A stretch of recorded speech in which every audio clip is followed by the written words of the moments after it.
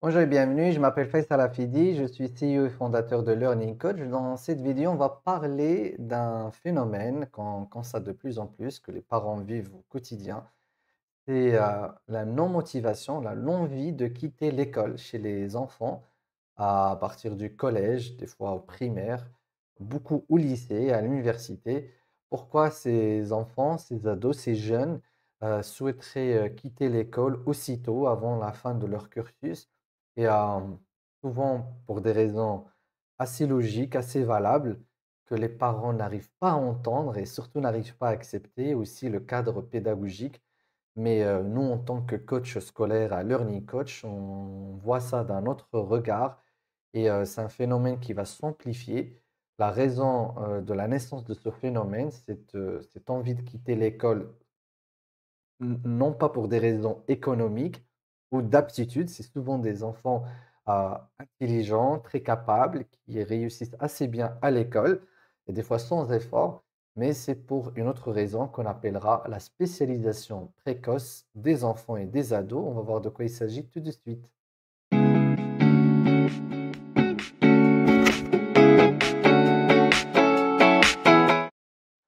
Euh, Ce week-end, j'avais discuté avec une maman qui, en parlant un petit peu des enfants qui n'ont plus envie d'aller à l'école, et c'est un phénomène euh, très très connu. Soit vous avez, si vous êtes parent, soit c'est un de vos enfants, soit c'est l'enfant d'un de vos amis qui vous parle de ça. Je ne comprends pas, mon enfant n'a plus envie d'aller à l'école. Au début de l'année, c'est la guerre et c'est la guerre au quotidien. Et il y a des enfants qui carrément parlent à leurs parents du fait de quitter, de faire autre chose. Et donc cette maman-là me disait, voilà, j'ai le même problème, il ne veut pas travailler vraiment à l'école, il a de bonnes habitudes, il était très bon, les profs, je ne comprends pas, ils me disent qu'il est très bon, qu'il est très bien, mais il n'arrive pas à avoir de bonnes notes, ça c'est d'un côté, et d'un autre côté, il est trop pris par autre chose. Alors nous, ce qui nous intéresse en tant que coach scolaire, c'est de demander par quoi il est passionné. Eh ben, je vais le dire parce que c'est le cas de beaucoup d'élèves. Il est passionné par le trading, donc une activité économique qui se fait aujourd'hui sur le net, qui n'exige enfin, sur le net, on n'exige plus un âge pour pratiquer ça. Elle m'a dit, voilà, il passe sa journée à faire ça, à étudier ça, à apprendre à faire ça. Je lui dis, voilà, donc c'est assez clair, c'est assez évident. Votre enfant, c'est pas qu'il déteste l'école, c'est pas qu'il veut pas apprendre, mais qu'il a découvert assez tôt sa vocation. On a parlé récemment de l'orientation, donc c'est un petit peu aussi le sujet, mais là, c'est vraiment une découverte de sa spécialité, de son orientation, et de pouvoir la pratiquer très tôt. Et aujourd'hui, Internet permet à beaucoup de jeunes, pas tous, mais à certains, d'avoir déjà accès à leur vocation et de pratiquer leur vocation. Donc, les élèves concernés par cette problématique, ce sont souvent des élèves qui sont passionnés par le trading, le e-commerce et l'entrepreneuriat de manière générale et le gain d'argent de manière générale. Il y a des gens que le bon Dieu a créés pour ce genre de choses, pour entreprendre, pour vendre, pour créer des entreprises, pour créer des produits. Et aujourd'hui, la digitalisation et l'Internet a permis de faire ça. Donc, on va revenir à ces élèves. Ce qu'il faut comprendre, c'est que ce ne sont pas des élèves qui détestent l'école. Ça, il faut le corriger. Nous, on a carrément mis un test en place pour ces ados qu'on fait aux jeunes, surtout pas pour les jeunes, parce que les jeunes, on les comprend en discutant, mais pour illustrer aux parents qu'il y a trois types de motivation qu'il va falloir analyser. Il y a la motivation d'aller à l'école en tant qu'institution, d'y passer sa journée entre quatre murs avec les profs. Il y a le désir d'apprendre quelque chose à l'école, donc apprendre les matières qui sont liées à l'école, et le désir et la motivation d'apprendre quelque chose en dehors de l'école. Pour ces élèves-là, ils ont la première motivation au plus bas, la deuxième moyenne et souvent la troisième très forte.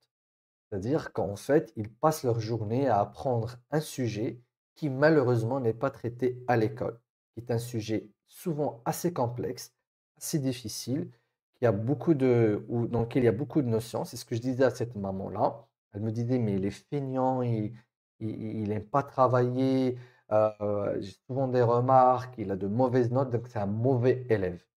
Je lui dis: «Non, en fait, c'est un très bon élève, c'est même un élève excellent parce qu'il apprend un sujet qui est très complexe, c'est de la finance, sérieux et donc il passe sa journée à apprendre beaucoup de choses et c'est un domaine dans lequel on ne s'arrête pas, on apprend toujours». Bon, ayons déjà, bon, à cause de ces travaux avec les jeunes, donc on est obligé de s'imprégner de certains domaines. Donc on a, à travailler sur le trading. J'ai personnellement essayé d'apprendre, chaque vacances, j'essaie d'apprendre sur un sujet différent et très loin de mon domaine. Donc j'avais pris des vacances où j'ai vraiment essayé d'apprendre le trading, que ce soit sur le forex ou même sur les futurs. Je suis même allé très loin. Après, j'ai découvert que je ne suis pas fait pour ça.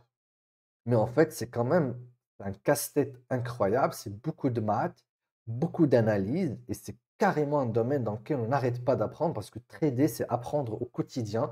Rien que sur le marché, tu apprends et j'ai même fait une formation, j'étais en contact avec des traders. Je me suis dit, vraiment, c'est un domaine dans lequel le cerveau ne va pas vieillir. Donc, cognitivement, on est stimulé constamment.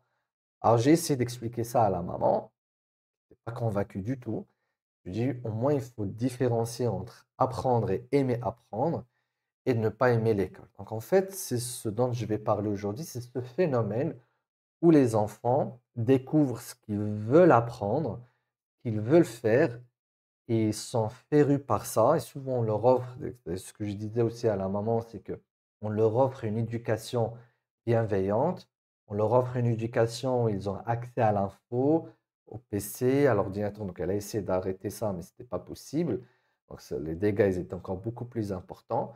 Mais voilà, on est dans une époque où les jeunes, on revient à une époque plus ancienne, c'est-à-dire les jeunes peuvent sortir être au contact avec les domaines qu'ils adorent. Donc, s'ils découvrent qu'ils aiment la sculpture ou l'art ou faire la guerre, bah, ils vont plus passer beaucoup de temps à l'école. Ça, c'est le système, même pas ancestral, c'est avant l'ère industrielle, c'est-à-dire il y a 200 ans. Même encore dans certaines régions, l'enfant, il apprend à écrire, à lire à l'âge de 12 13 ans. Il est en contact avec le monde réel, le commerce, avec tout ce qui se fait dans sa région, et une fois, soit il veut rien, donc il veut rester se spécialiser dans un domaine d'études, donc intellectuel et cognitif pour être peut-être avocat, érudit, prof, savant, etc., dans un physicien, etc., où il est déjà en contact avec le monde. Et donc, quand il découvre les métiers du monde, bah, c'est bon, on arrête l'école et on va aller pratiquer dans le monde. En fait, l'Internet a permis de revenir à cette époque-là sur le digital. C'est-à-dire qu'il y a des enfants à l'âge de 12, 13, 14 ans, c'est l'âge de la maturité, c'est l'âge de la puberté. Donc la maturité commence à s'installer, on n'est pas encore mature à 100%, mais elle commence à s'installer. Et donc les enfants découvrent le montage, le design. Donc il y a certains métiers qu'ils découvrent très tôt et qui font partie de leur vocation. Donc le design, le gaming, donc beaucoup de métiers aujourd'hui que les enfants pratiquent, ils voient que voilà, leur vocation, c'est ça. Et comme c'est des enfants, ils n'ont pas encore cette capacité d'inhibition. Ils ne vivent pas dans une société, en tout cas dans une famille qui les inhibe. Donc leurs parents les encouragent au début, ils pensent que c'est génial. Mais en les encourageant, des fois en leur achetant du matériel, des fois en les aidant financièrement, en pensant que c'est juste un loisir, un hobby, bah, ils sont choqués de découvrir que ce hobby devient une vocation, un travail au quotidien et que l'école commence à déranger ces enfants. Donc l'école, elle devient un fardeau, elle devient un endroit où ils perdent du temps. Et si on voit les choses dans ce sens et on comprend, je vous invite à voir les vidéos précédentes sur l'orientation, le bonheur professionnel. Si on comprend le vrai sens de l'orientation professionnelle et que la vie professionnelle n'a pas besoin forcément de l'école pour pouvoir y réussir. Certains oui, mais certains non. Et c'est pour ça, aujourd'hui, l'école, elle vit une vraie crise parce qu'elle ne s'adapte pas, elle n'analyse pas ça. Donc, pour ces élèves-là, c'est des mauvais de l'école, alors que c'est des bons de la vie. Ils sont déjà très bons. Donc, par exemple, cet élève-là, j'ai demandé à la maman comment il s'en sort. Elle m'a dit, mais c'est incroyable, il s'en sort bien, il commence à gagner un peu d'argent. En tout cas, il est très professionnel. Quand il fait ça, il en parle avec un air d'un adulte, avec une voix rassurée, rassurante. Et ça me fait peur. Donc, la maman, ça lui fait peur. Je lui dis non, mais en fait, c'est juste qu'il est rentré en contact avec sa vocation assez tôt. Je vais parler de la solution globalement en tant que coach scolaire et à Learning Coach, comment on travaille ça. Mais voilà, il y a une, il y a une passion qui se dégage, il y a une envie voilà, de plonger à plein corps dans sa mission de vie. Et le dilemme dans lequel se retrouvent les parents, c'est quand ils essaient de bloquer ça, c'est la catastrophe, soit des crises de colère ingérables et, ou une dépression totale. Et donc l'enfant s'éteint, c'est ce dont on a parlé. Et ce n'est pas un âge où on arrive à s'éteindre facilement. Et l'école, ça s'arrange pas. Il y a même des fois des réflexes de survie, de se venger des parents de cette privation par, par un échec scolaire volontaire. On en a vu beaucoup, des enfants voilà, qui se vengent. Ils ne savent pas ce qu'ils font forcément, mais c'est un réflexe de survie. Moi, j'appelle ça un réflexe de survie. J'ai envie de récupérer ce que je veux et donc je détruis un petit peu ce que j'ai déjà. Et bon, c'est la nature à cause de la force, parce que ça a été mal fait. Donc l'idée, c'est quoi? Maintenant, on va parler, donc en comprenant maintenant le problème, c'est que d'abord, il faut accepter que ça va être de plus en plus le cas. Je connais des élèves qui, avec le montage, par exemple, surtout les métiers artistiques, maintenant, le digital permet d'y accéder. Je connais un élève au lycée qui gagne énormément d'argent en faisant du montage. Donc, il a des clients, carrément, il fait des devis. Souvent, la galère, c'est de trouver une entreprise, etc. Maintenant, il y a des plateformes pour faire du freelancing, etc. Il y a des personnes qui ont lancé des business, donc de t-shirts, plein de différents business. Donc, surtout la catégorie un peu artistique, design, euh, entrepreneuriat, musique, donc que le digital en tout cas permet. Il y a des métiers que le digital ne permet pas encore de faire, d'exercer, mais sinon, si ça a été le cas, personne aurait encore envie d'aller à l'école. Mais le problème, c'est que même pour certains métiers, l'Internet permet de pouvoir s'y former très tôt. Donc ça, c'est un autre problème, ce qui fait que certains élèves s'ennuient à l'école. Ils aiment y aller parce qu'ils y apprennent ce qu'ils veulent faire plus tard, mais ils s'ennuient parce qu'ils sont en avance. Ça, c'est un autre problème, mais qui est toujours lié à cette spécialisation précoce. Moi, j'aime pas le mot précoce, je vais l'utiliser dans le titre de cette vidéo, mais c'est pas précoce en fait, c'est parce qu'on revient à la nature humaine. Si on lit l'histoire, on est souvent surpris par des scientifiques, des guerriers, des commerçants qui se marient, qui démarrent leur vie à l'âge de 15 ans, 16 ans, 17 ans, qui ont déjà produit des choses et qui ont commencé ça à l'âge de 10, 11 ans. On se dit, ils sont trop petits, ils ont fait ça à un âge très jeune, précoce, ils sont peut-être surdoués, mais en fait, non, c'est que la nature humaine, encore une fois, on revient, je parlais dans l'orientation de la physiologie, la biologie, il faut qu'on revienne à ces dimensions que la modernité aujourd'hui, ou la postmodernité, ou le monde industriel et aujourd'hui le monde informatisé, nous a un peu fait oublier. C'est que la biologie, la puberté, donc la puberté, là, elle arrive à l'âge de 11, 12, des fois moins, des fois un peu plus. Et donc c'est à cet âge-là où les capacités cognitives explosent. Vraiment l'âge de la floraison intellectuelle, cognitive, de l'énergie maximale d'apprentissage. C'est là où vraiment on s'accroche à ce qu'on veut. Alors, c'est vrai que le système scolaire, en tout cas ma génération et les générations d'avant, a fait qu'on avait accès à rien. On avait accès que ce à quoi l'école, on avait accès à ce que l'école nous proposait. Et donc, on avait une chance sur deux d'être passionné ou pas. Quand on est passionné par ce que l'école proposait, donc c'est de la réussite scolaire et tout va bien, plus ou moins. Et quand on est passionné par autre chose, c'est tout de suite l'échec scolaire. Donc, pour beaucoup quittent l'école, on essaie de s'adapter au système. Mais aujourd'hui, donc, l'accès à des choses qu'on aime se fait de manière, à cet âge-là, je ne vais pas dire précoce, je ne vais pas réutiliser le même terme.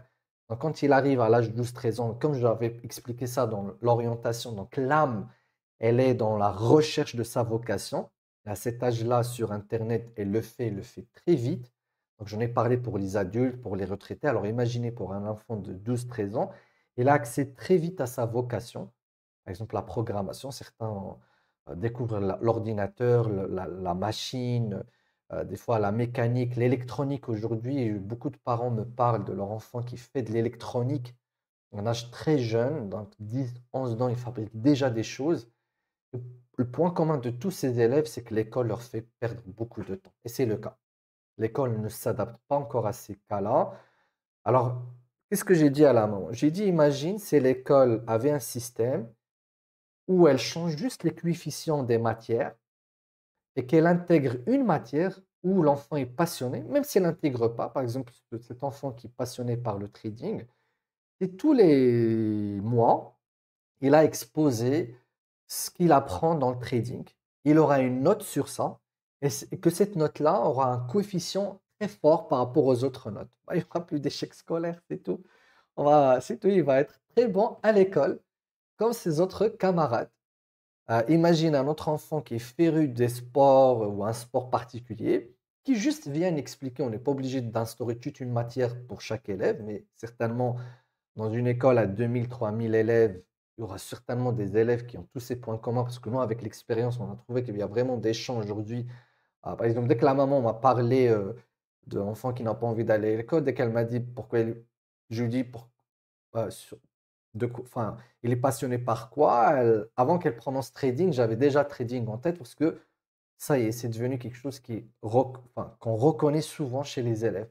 Donc, si l'école, soit elle met en place des matières liées à ces nouvelles passions, ces nouvelles spécialités que les enfants découvrent très tôt, et il va falloir les préparer très tôt, et le bac suffira peut-être une année ou deux après, mais généralement au bac, ils sont assez bons et ils ont déjà tout appris par rapport à ces domaines-là, soit au moins on crée un espace où ils peuvent venir parler de leur export, parce que nous, c'est ce qu'on fait dans le coaching, quand nous, on les reçoit séance après séance et on leur demande de nous exposer les nouveautés, à quoi ils sont arrivés, on est vraiment éblouis, fascinés par leur progression, la rapidité d'apprentissage, leur sérieux, leur implication. Et souvent, quand on leur demande de préparer une présentation, ils le font ils laissent les devoirs. En fait, on s'aligne à la nature humaine et le problème de l'école aujourd'hui, enfin, l'école industrielle et industrialisante qui est industrialisée, elle n'a jamais été là pour s'adapter à la nature humaine. Elle a été là pour préparer des gens à travailler dans des usines et ensuite dans les sociétés, etc. Euh, donc il faut reprendre cet état d'esprit où si un enfant découvre sa vocation de manière précoce, qui n'est pas vraiment précoce, il va falloir repenser toute sa relation avec l'école et l'aider à continuer dans sa vocation tout en gardant un pied dans le système tant que c'est nécessaire. Alors, comment nous on travaille avec ces enfants? C'est qu'on leur explique que voilà, s'ils veulent continuer dans ce qui les passionne, ils doivent faire un compromis. On doit les aider à trouver un compromis juste et logique entre ce qui les passionne, parce que la vie, elle est toujours comme ça. C'est assez rare qu'on puisse faire que ce qui nous passionne H24. On a des devoirs dans la vie et on leur explique qu'ils ont la chance de découvrir leur passion. Ça y est, relax. Tu vas faire que ça, parce qu'ils sont aussi dans le combat de tous les jours de. Ils ont peur qu'on va leur interdire ce qu'ils sont en train de faire. Ils sont en train de le faire très vite, ils essaient d'avancer. Donc on leur dit non, ça y est, relax, tu feras que ça.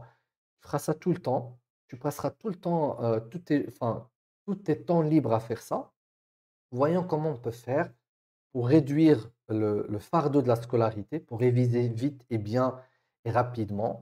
On négocie avec les parents ce qui serait une bonne note pour ces élèves-là, parce que pour ces élèves, la note, alors ça leur passe au-dessus de la tête, ça y est, ils savent où est-ce qu'ils vont réussir.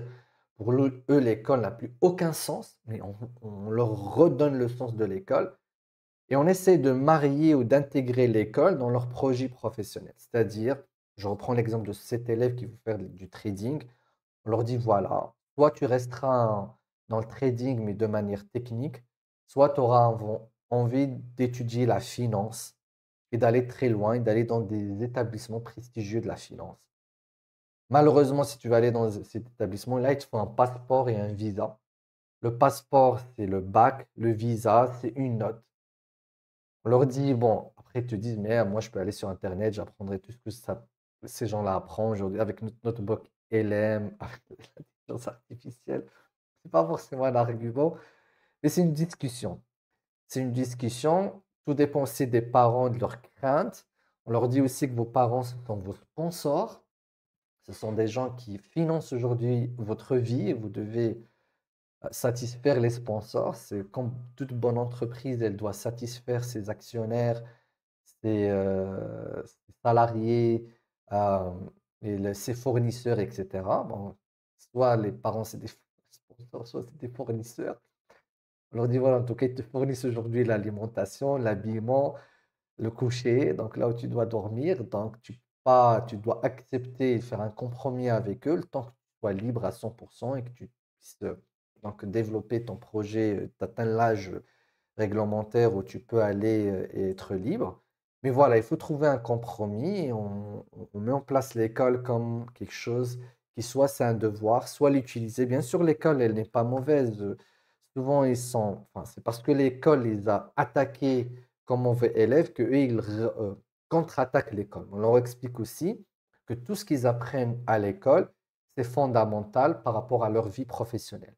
Alors souvent, la question, c'est l'histoire JO, à quoi ça sert, l'éducation religieuse, euh, et des choses comme ça, les maths. Alors moi, c'est ce que je leur dis souvent. Est-ce que tu as envie d'être un spécialiste abruti? Je leur explique le concept du spécialiste abruti.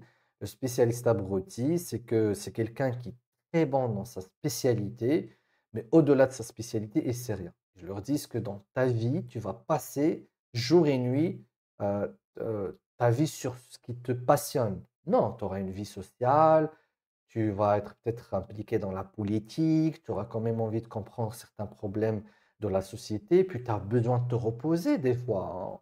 On est quand même, quel que soit notre patient, on est saturé, on est fatigué, on est gavé. Pour ça, il faut les laisser apprendre. On leur dit, voilà, tu es gavé. Si par exemple tu prends des vacances, tu fais que ce que tu aimes, bah, des fois tu as envie de sortir, tu as envie de respirer, tu as envie de voir des amis, tu as envie de faire autre chose. Et on leur explique que c'est même très important pour rafraîchir leur esprit et leur permettre d'être créatifs. Et je leur apprends la technique de diversification, c'est ce que je fais aussi.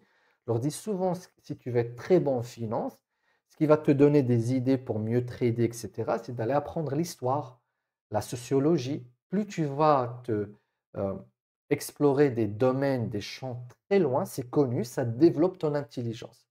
Et je leur explique c'est quoi le génie. Le génie, d'ailleurs, on a des exemples aujourd'hui comme Elon Musk dans leur catégorie d'entrepreneurs, etc. Mais le génie, d'ailleurs, Einstein et tout ça, c'est de pouvoir associer plusieurs domaines différents et de les mixer. C'est ce qui donne des idées extraordinaires. Le spécialiste abruti, il n'est pas créatif, il est très bon dans ce qu'il fait, mais il n'est pas du tout créatif. Pourquoi il n'est pas créatif? Parce qu'il n'est pas en contact avec le monde. Donc je leur dis, les maths, la physique, l'histoire géo, les discussions avec les profs, les amis, du plus stupide du plus intelligent, les profs du plus stupide du plus intelligent, tout ça va nourrir ton cerveau pour que tu sois très bon dans ce que tu vas faire et dans ce que tu fais aujourd'hui. Donc c'est un espace de respiration, c'est un espace qui t'entraîne à devenir bon. Bon, j'ai beaucoup d'histoires, beaucoup de choses selon les domaines de chaque élève. Et je réexplique l'école autrement. Donc, c'est pas l'école, parce que souvent pour eux, l'école, elle va pas me permettre de faire ce que j'ai envie de faire. Et ils ont peur, ils attaquent l'école les attaque, ils sont en conflit avec l'école. Donc, l'idée, c'est de leur expliquer que, bon, certainement, c'est pas l'école qui va faire de toi ce que tu vas devenir. Donc, on va pas la prendre au sérieux. C'est pas l'espace où tu vas apprendre sérieusement, mais c'est un espace de récré. C'est un espace de récréation intellectuelle, de récréation créative. C'est un espace qui prépare ta personnalité parce que aussi un spécialiste abruti, c'est un spécialiste qui ne sait pas communiquer, qui ne sait pas vendre, qui ne sait pas expliquer. Aujourd'hui, dans le monde d'aujourd'hui, tu es trader, tu dois vendre, tu dois expliquer, tu dois interagir avec des collègues, tu dois recruter plus tard, tu dois avoir une personnalité. Tu dois avoir une personnalité, tu dois avoir un bagage. Et voilà, même l'éducation religieuse, tu ne peux pas être abruti quand même. Et ça, c'est les dangers de la spécialité, la spécialisation. Donc, la spécialisation, elle est bonne, mais elle est aussi dangereuse. Et je leur explique que, attention, la spécialisation, elle est dangereuse. Et donc, le spécialiste abruti, il le connaît, il le voit, je leur dis, il y a des geeks qui savent pas parler aux filles, qui savent pas parler aux garçons, qui savent pas parler, qui savent pas ce que c'est qu'une famille, tu veux pas devenir comme ça. Ils disent, ah oui, oui. Je leur dis, voilà, donc rien que si tu vas à l'école, tu es en contact avec des profs, tu développes ton intelligence émotionnelle, sociale, tu sais parler, etc.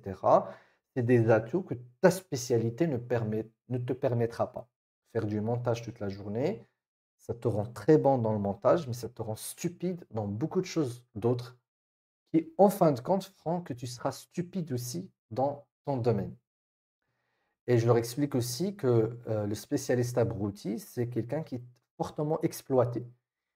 Pas de vision, il n'a pas de personnalité, il ne sait pas quoi faire. Donc, on lui pose une question de sa spécialité, il est perdu, donc il sera toujours plus ou moins exploité. Donc voilà, je leur fais peur par rapport un peu à la spécialisation pour qu'ils retrouvent un équilibre et qu'ils ne rentrent plus en guerre avec l'école. Mais il faut aussi travailler avec l'école et avec les parents pour expliquer à ces deux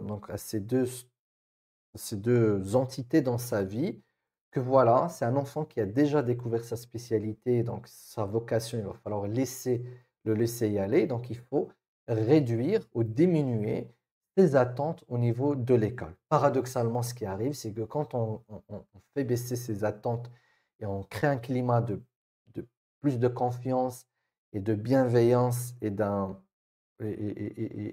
compromis mutuel, bah, bizarrement, les notes regrimpent et l'enfant s'organise, trouve du temps. Après, bien sûr, on aide dans le coaching en donnant des astuces, des techniques d'organisation, d'instauration de routines, d'habitudes, etc. Puis des techniques d'apprentissage rapide. L'enfant, ça se réajuste par rapport à l'école. Et même, on lui donne une nouvelle étiquette. On lui dit, voilà, tu es un pro qui a besoin de continuer ses études.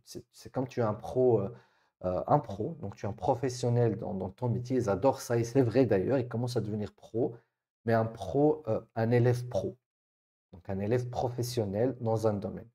Je leur dis, voilà, malheureusement, ça a été fait pour le sport récemment. On avait ce problème-là avec beaucoup d'élèves qui voulaient développer, qui découvraient le sport comme vocation et qui devenaient des sportifs professionnels, qui étaient en guerre avec l'école. Maintenant, il y a des écoles qui encadre ces enfants-là, qui permet d'avoir un aménagement scolaire. L'aménagement scolaire est très important à le remettre dans le cadre de beaucoup d'élèves. Il y a des écoles, en tout cas de plus en plus d'élèves sont dans des écoles privées ou même des écoles d'État, il faut repenser sérieusement le réaménagement scolaire, réduire certaines heures, éliminer certaines matières, etc. Avec bien sûr toujours une exigence pour pouvoir réussir dans d'autres. Ce n'est pas juste libérer l'enfant, malheureusement pour eux. Mais voilà, donc l'idée, c'est de dire à ces enfants-là, tu es un pro, on reconnaît ton professionnalisme, on reconnaît ta spécialité, ta spécialisation, mais voilà, il va falloir continuer à travailler son passeport. Il va falloir avoir ce document, il sera nécessaire certainement. Pour certains, ok, ils peuvent quitter à certains moments. Pour certains, ils peuvent peut-être aussi faire du homeschooling. On l'a proposé pour certains et ça a super bien marché. À un moment donné, ça y est, c'est l'école, enfin, ça dépend des contextes de chacun. Bon, pour certains, l'école, elle prend beaucoup de temps et l'établissement, il n'est pas du tout flexible. Donc là, on est passé au homeschooling. Donc, il y a beaucoup de solutions plus tard. On ne les pose pas dès le début. Mais voilà, l'idée, c'est d'accepter de plus en plus que nos enfants découvrent leur vocation, leur spécialisation de manière euh, juste, au moment qui est juste, je ne veux plus dire précoce, mais quand ça arrive, il ne faut pas paniquer, il ne faut pas être en guerre, il ne faut pas étiqueter l'enfant comme un enfant ou un élève ou un ado ou même un étudiant en échec, mais c'est un étudiant qui, voilà, qui est frappé par la découverte de sa vocation et qui fait juste ce qui doit être fait, c'est-à-dire avancer au plus vite dans son métier et d'y réussir et d'y exceller parce que plus tard, ils ont un grand avantage dans le monde professionnel, ils ont une avance, ils ont une présence, une maîtrise très fondamentale. C'est que pour le bien du domaine, d'eux-mêmes, des gens qui vont profiter de leur réalisation, de leur travail. Et donc voilà, il faut la démotivation, la non-envie d'aller à l'école, c'est pas mauvais, C'est pas quelque chose de dangereux, c'est juste une spécialisation précoce qui existe chez les enfants. Vous voulez devenir coach scolaire, vous souhaitez travailler avec les jeunes pour résoudre ce genre de problématiques, vous pouvez cliquer sur le lien en bas de cette vidéo, rentrer en contact avec nos équipes à Learning Coach, on vous aidera à vous former et à pratiquer ce domaine. À très bientôt.